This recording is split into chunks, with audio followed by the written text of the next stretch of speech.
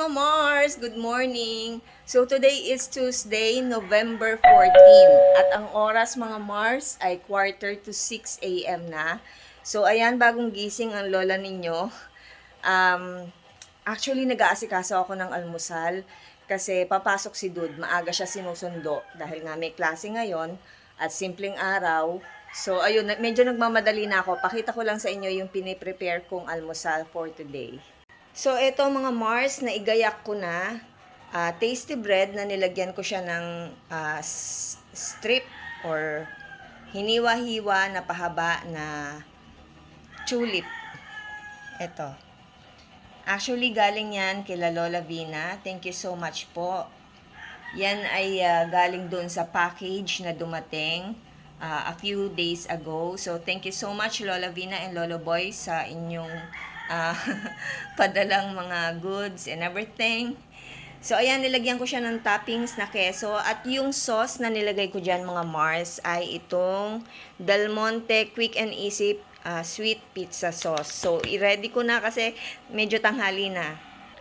Ayan, so ilalagay natin dito sa ating oven toaster, mga Mars. Binuksan ko na kagad para uminit na siya. Ayan, bahala nang mapaso ang mudra ninyo. Hindi naman niya kaagad iinit. Okay, so inuna ko lang muna yung 3 piraso. Teka, alisin ko to dito. Inuna ko lang muna yung 3 piraso para almusal ni Kuya Dude. Ayan, sinet ko siya ng 5 minutes ba yan? Ayan.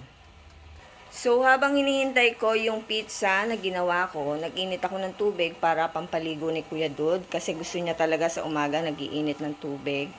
And by the way, thank you again kay Lola Vina para dito sa pinadala nilang Lola Vina and Lolo Boy. Thank you po para dito sa coffee na pinadala nila. Ayan, meron na naman akong stock.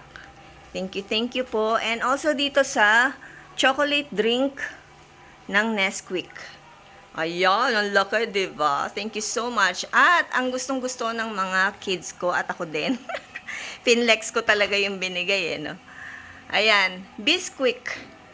Ano siya? Pancake and baking mix. Naku, ang sarap nito mga Mars. Although pag tinimpla mo siya, matabang, wala siya talagang lasa. Pwede mo siyang lagyan ng asukal. Lalagyan mo rin ng milk, pero pwede rin tubig na lang lagay mo. Parang ipangkaraniwang pancake lang. Pero iba yung ano niya eh, iba yung lasa ng pinaka-pancake niya. Basta masarap mga Mars. Ayan. Kami, nilalagyan namin ng toppings na, meron kasi kami yung chocolate spread.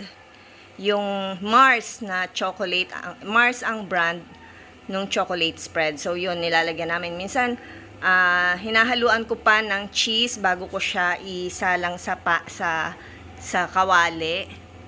And also, pwede mo rin lagyan ng toppings na butter. So, ayun, marami kang pwedeng ilagay na toppings para sumarap yung, ano niya, yung timpla niya. Pero okay lang kahit wag mo nang lagyan ng timpla kung nagda-diet ka. As plain pancake na lang, ganun. And nakalimutan ko, meron pa nga palang binigay na noodles kasama dito sa mga ano na yan, sa mga goods na yan. So, ayan, medyo maanghang. Ang kumakain lang po ay si Kuya Dude. Pero masarap siya, natikman ko na rin. Para siyang Korean noodles, ganon. Ayan. Thank you po. Ito 12 pieces to. Thank you po ulit. So, ulitin po. Char. So, ayan, kakakuda ni Madam Jinky. Pwede na siguro itong ating pizza bread para makakain na si Kuya Dude at medyo tanghali na. So, ayan, in-off ko na. Hindi ko na hinintay na tumunog pa yung buzzer niya. Kasi nga, tanghali na. At melted na rin naman yung pinaka, niya, cheese. Hi, Liam! Anak, napakaaga mo! Bunso! Ayan. Kasandali. Tanggalin ko muna. Okay, mga Mars. So, ayan na yung aking ginawang pizza bread. So, ayan o. As you can see, melted na yung cheese. Hindi ko nilagyan ng, ng bell pepper kasi ayaw naman din nila ng bell pepper. And yung ating pizza sauce naman ay medyo may timpla na rin or may kick na rin ng bell pepper. So, carry na yan. Mag-aalmusal na si Kuya Dude. Anak, ang aga niya na. Kuya Dud, anak. Gising na. Halika na dito, anak. Tanghali na. Nag-prepare ako ng pizza bread. Come on. O, kuya, kamusta ang pizza ni Mami? Masarap. Masarap? Talaga? Pizza How about bread you? too? Yeah, pizza bread yan, anak. Bakit gonna do? Why? This doesn't look like pizza bread. It doesn't look like pizza bread because of the shape. Because I use a Pinoy loaf or this sliced bread. But the taste is the same. Nagkapilipit ng dila ni Mami. Yeah, the taste is the same. So, yeah. So, what? What's the taste? They're Huh? You like it? too good. Is it good? Really? Wow, thank you. Hindi ko ba magte-thank you kay Mami? Thank you, Mom. You're welcome. Laki ng bite niya, oh. Si Kuya din, oh. Love you, mga anak. Aral mabuti, ha? Opo. Si Liam pala, hindi siya papasok. Actually, kahapon Monday, hindi siya pumasok. Ngayon, Tuesday, hindi rin siya papasok kasi siya ay inuubo. And dinala ko siya sa doctor kahapon. So, niresetahan siya ng antibiotic, tsaka yung medyo meron siyang konting sipon. So, 4 na gamot yung iniinom niya. Kaya sabi ko dun sa teacher niya, hindi ko na muna rin papasukin ngayong Tuesday. Bukas na lang pag talagang medyo okay na siya. Actually, okay naman na si Liam eh. Kaya lang yung talagang ubo niya kasi may halak pa. No? Pagaling ka muna, anak, no? 1 week yung gamot na binigay sa'yo ni doctor. Uubusin mo yon, ha? For 1 week. Also, Mommy, What? I realize I'm not coughing. Oh, really? Okay ka na? Yeah. Oh, pero pahinga ka muna hanggang ngayong araw, anak. Ha? It's okay. Because yung mga activities naman sa school, sinesend ni teacher, gagawin naman natin ngayon yun, ha? Gusto ko lang makapahinga ka kasi yung hingal na dahil sa ubo eh. Ha? Okay. Bilisan ng konti anak ng pagkain, ha? Yung mainit na tubig mo, kumulo na. Oh, anak, ano ba ang sasabihin mo dun sa mga pinadala nila Lolo Boy at Lola Bina? Thank you po pala, Lolo at Lola, sa pinadala niyo sa package.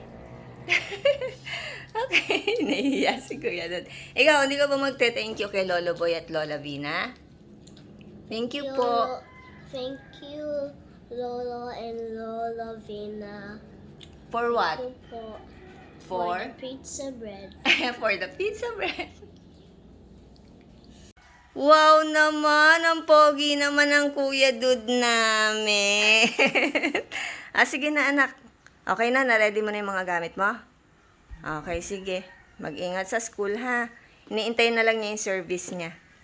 Liam, halika anak, inom ka na ng gamot. Ang oras, magsi-6:30 na ng umaga. Halika na anak, come on. Okay, so ito yung mga gamot na iinumin ni Liam, yung nireseta sa kanya kahapon. Cefixime.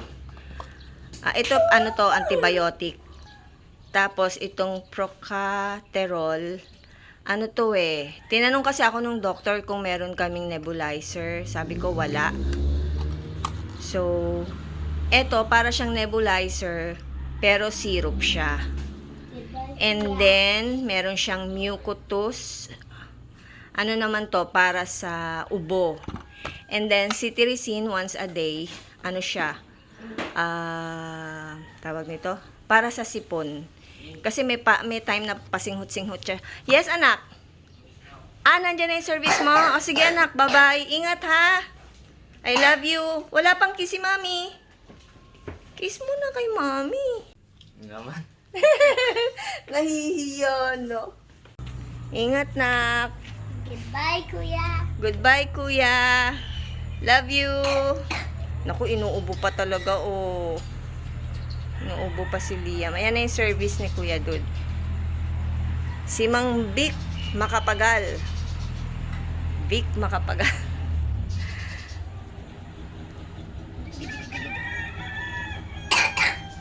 Ang halak ng ubo mo, anak. Ayan na. Ang ganda ng jeep, ano, ang haba. Tsaka mataas. Kaya minsan, kahit hanggang binti ang tubig, nakakapasok yung jeep. So mga Mars, flex ko na rin. Nandito na rin lang ako sa labas. Naglagay na ako ng Christmas lights dito. Ayan. Hindi nyo ma-appreciate kasi syempre hindi siya umiilaw dahil araw ngayon. Tapos naglagay din ako doon. Ayun. Etong Christmas light na to, itong pahaba na to, di kuryente. Pero yung mga balls na yon, solar lights. Ayan o. So, dalawang klase yung nakakabit dyan. Yung solar light, ito yung pinakaano niya, panel. Ayan, naaarawan siya dyan. Kaya, alam ninyo, nagising ako kanina, di ba, 5 o'clock? Tapos 5:30, sumilip ako dyan sa bintana na yan. Alam ninyo, yung solar light na yan, yung Christmas light na bilog, umiilaw pa. Kaya sabi ko, mukhang gusto ko pang umorder. And naglagay din ako dito mga Mars sa puno. Ayan, yung bilog na yun, yung Christmas balls. Ayan. Christmas lights na bilog. Basta yan, nilagay ko. Ang ganda sa gabi, mga Mars. Tapos naglagay din ako dito. Meron din to. Actually, ang plano ko talaga, kailan ko ba kinabit yan? Parang, pagkatapos ng undas, naglagay na ako ng Christmas lights. Actually, ang plano ko talaga dito sa puno. Kaya lang kasi, naisip ko kasi, parang medyo sagabal pagka halimbawa, maglilinis ng, magtitrim ng puno. Maaapakan siya nung magtitrim ng puno kasi sasampa dyan eh, di ba? Eh wala na akong balak tanggalin yung Christmas lights na solar. Solar kasi yun eh. Eto, nakikita ninyo yan. Meron din yang ano, ayan, yung bonggambilya na yan. Meron din yang Christmas lights. Ang taas na nanda mo. Pero next week, basta sa weekend, paaanuhan ko yan, padadamuhan ko yan. So, ayan. Ito, mga Mars. Yung puno na yan, lalagyan ko sana ng Christmas light. Yan talaga yung plano ko. Kaya lang naisip ko kasi, sagabal siya pagka magtitrim ng puno. Maaapakan nung magtitrim. So, hindi ko siya dyan kinabit. Ito lang ang nilagyan ko, yung pinakakatawan niyang bonggambilya na yan. Bonggambilya talaga. So, itong Christmas light na yan, yung bilog, solar yan, hindi ko na rin yan aalisin. Ito lang mga string-string na Christmas lights. So, sa dami ng kuda ko, ngayon palang iinom ng gamot si Liam. At nakasibangot na po siya. So, ito anak ang iinumin mo, ha? Okay? Opo, smile naman, baby. Opo. I love you, anak. Ay, ang sweet naman ng mga baby ko. I love you, anak. I love you too. Pagaling ka, ha? Opo. Napaka-sweet. Sobrang sweet. Halika na, inom ka na ng gamot mo. Opo. Ayan mga Mars, kaliligo lang ni Madam Jinky. At ang oras ay 5:40 ng hapon. Ayan, hindi nyo siguro nakikita kasi against the light. Pero anyway, ayun nga, mag-aalas 6 na. 5:45 ng hapon. So, kaliligo ko lang dahil kanina pagtapos namin mag-almusal, kilos na si Madam Jinky. Pag ako sinumpong ng sipag, ayun, tuloy-tuloy na yon. Ayokong humihinto kasi once na naupo ako, tatama rin ako. So, ang ginawa ko kanina after namin mag-almusal, nagtanggal ako ng mga kurtina, buong bahay. Tapos, pinalitan ko na siya. Pakita ko sa inyo. Ayan, napakasimple lang nung nilagay ko. Plain lang siya. So, nilagyan ko lang ng sipit kasi kanina malakas yung hangin, nililipad. Ayan, dito sa table na yan, nilagyan ko rin ng kurtina. Pero dun sa kusina, sa dirty kitchen, hindi ko pa siya napalitan. Ayun doon, ayun oh. Hindi ko pa napalitan mga Mars. Okay, so silipin natin itong Christmas light. Ayan, bukas na. O, diba? 5:45. Nakabukas na yung ating solar light. Solar light yan, yung bilog na yan. Ayan pa, oh. Ito, solar light din tong isa na yan. Ito, solar light yung mga yan. Ayan yung pinaka-panel nila, nasa baba. Ayan o. Di ba tinuro ko sa inyo kanina? So, ayan yung kagandahan ng solar light, mga Mars. Kasi automatic sila. Pag tungtong ng 5:30 or 5:45, kusa na silang bubukas. Ayan o. And also, ayun pa yung isa. Ayan yung sinasabi ko sa inyo kanina na dapat sana nung magkakabit ako ng Christmas light, doon ko siya talaga dapat ilalagay sa may puno ng makopa. Kaya nga lang, pagka kasi magpapatrim ako, syempre sumasampa yung nagtitrim ng puno doon sa sanga or sa trunk ng makopa. Which is ayoko nang tanggalin yung pinaka Christmas light kasi nga solar light naman siya at plain color yung kinuha ko. I mean, warm white. So, pwede siya any occasion. Kumbaga, whole year round. Diba? So, mamayang konti, bubuksan ko na rin yung, yung parol. Ayan, may solar light din dito sa gilid. Ayan, mga Mars. So, binuksan ko na. Ito pa yung isa. Ayun, diba? Yung ating parol. Naku, yung parol na yan. Shout out kay Lola Janet, kay Mama Janet. Sa kanya yan, matagal na yan. Siguro may 10 taon na yata yan eh. Or 8 years. So, ito yung disadvantage ng dekuryente. Bukod sa mahal sa kuryente, kumbaga kukonsumo sa kuryente, isa mo pang isasaksak-saksak ng ganyan. Kailangan mo pa ng extension para siya sumindi. Diba? Wala naman kasi kaming saksakan dito sa labas. So, dito sa labas, dito sa pinaka garahe, meron akong ikinabit na ilaw. Ayan o. Solar light din yan. Tapos, meron siyang yung parang nag-automatic pagka may tumapat na tao bubukas. Tingnan nyo ha, mga Mars. Diba? Ayan o, bumukas. Kanina, ito lang isa. Ito lang isa yung nakabukas. Nung tumapat ako, ayan, bumukas na siya. Kaya dito sa gate namin, super duper liwanag, mga Mars.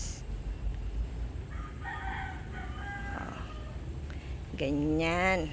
Dahil nandito ako sa gilid, nag-close na, dumilim ulit.